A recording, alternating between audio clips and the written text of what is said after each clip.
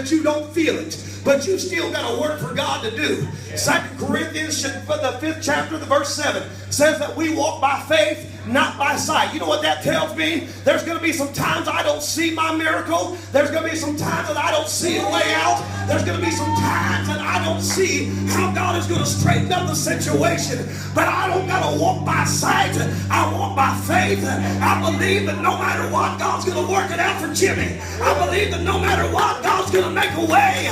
And I believe that no matter what, everything that comes my way is for God's glory and for my good. Somebody, that's what faith is. You want to see the evidence of it, but you got to walk it out first. Listen, you talk about faith, and I just give you a little story. Back in the late 1800s, a guy with the name Horatio Spafford writes a song called "It Is Well With My Soul."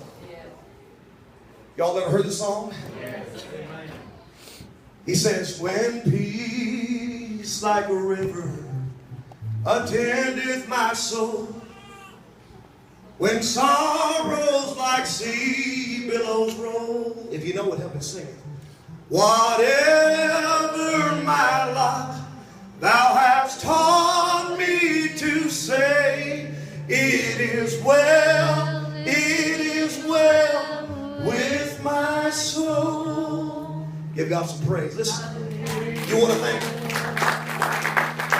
The funny thing about Horatio Spafford was he wasn't writing a song to become a praise and worship leader in his church.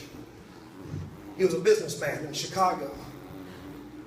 And he was a pretty well-off businessman. Had a good family, good wife, good everything. Big house.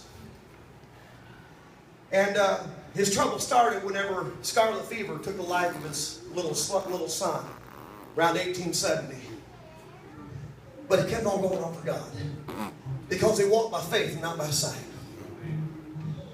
And then the fire in Chicago a little bit later on destroys almost everything that he owns, and they didn't have insurance on a lot of the things back in those days. About breaks them and puts them out of the game financially. So the economy downturns because of the fire, and looking for a little new start and some hope, he puts his wife and children on a boat to go over to Europe. And he says, "I'm going to come right behind you." He said, "You go on and I'll be there." He was just going to stay back in Chicago and finish up a couple of things. On the way out there, if I remember the story right, an iron boat broadsided the cruise liner and sank it. Almost everybody on that ship passed away, but there was a few that were saved. When the rescue boats finally got there, of all of this fella's family, only his wife was the one that lived of his family. So she makes it to Europe and telegraphs back.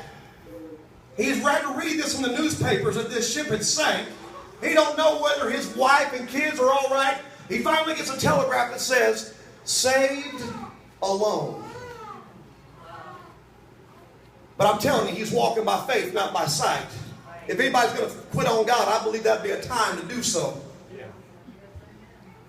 But instead, 2 weeks passes by. He finally gets his ticket on the boat, and he's sitting there in his cabin. Who knows what was going through his mind as they made that same journey over the waters, over the Atlantic Ocean.